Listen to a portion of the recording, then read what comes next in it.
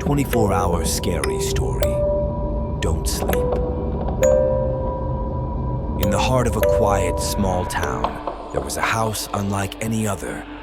It stood abandoned and dilapidated, shrouded in a history of eerie tales and sinister legends. Locals referred to it as the Nocturne House, a place where the line between dreams and reality blurred and sleep was forbidden. For years, people in the town whispered of the strange occurrences that plagued the house, of shadows that moved on their own, and unsettling cries that echoed through the night. The house had been the residence of the eccentric Dr. Elijah Nocturne, a recluse who had devoted his life to the study of dreams and nightmares. One fateful summer, a group of adventurous friends dared each other to spend a night inside the Nocturne House. Among them were Lisa, a fearless thrill-seeker, Tom, the skeptic of the group, Anna, a believer in the supernatural, and Mike, who saw the opportunity for a macabre adventure. As the group stepped over the threshold of the house, an overwhelming sense of dread washed over them. The interior was filled with dusty relics of Dr. Nocturne's research, ancient books filled with dream interpretations, and grotesque, life-sized puppets. In the center of the living room was a massive grandfather clock, its pendulum swinging hypnotically. Above the clock, a peculiar message was scrawled in faded red ink. "Don't sleep. The dreamer awaits." The friends set up their sleeping bags and told themselves that it was just a spooky old house, but their unease grew as darkness fell.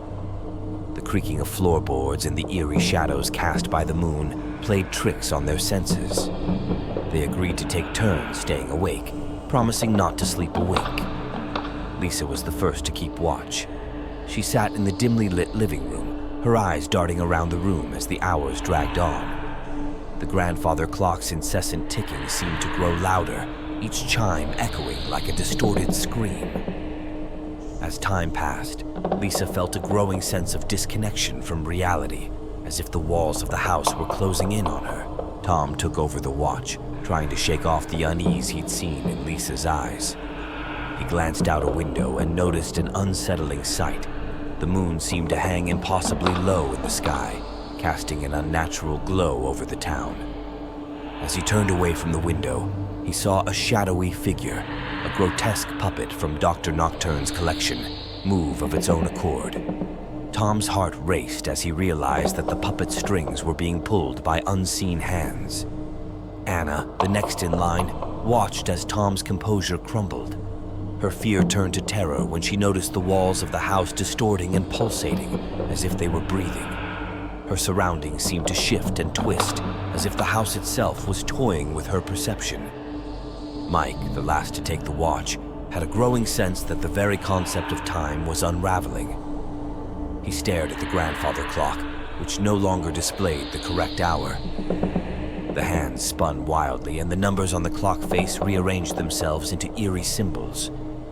As the night wore on, their exhaustion grew unbearable, and their will to stay awake waned. In a moment of weakness, Mike succumbed to sleep. Immediately, the room plunged into darkness, and the dreamer that Dr. Nocturne had summoned awoke. Mike's dream was a nightmare of grotesque proportions, a world of twisted, nightmarish landscapes.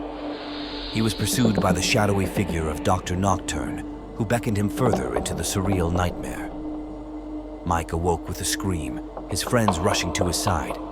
It was then that they realized that the house itself was a malevolent dreamcatcher, a vessel for Dr. Nocturne's dark experiments with dreams and reality. The friends understood that they had ventured into a place where the boundary between wakefulness and sleep had blurred. With the first light of dawn, they fled the Nocturne House, vowing never to return. As they stepped back into the real world, they realized the insidious truth.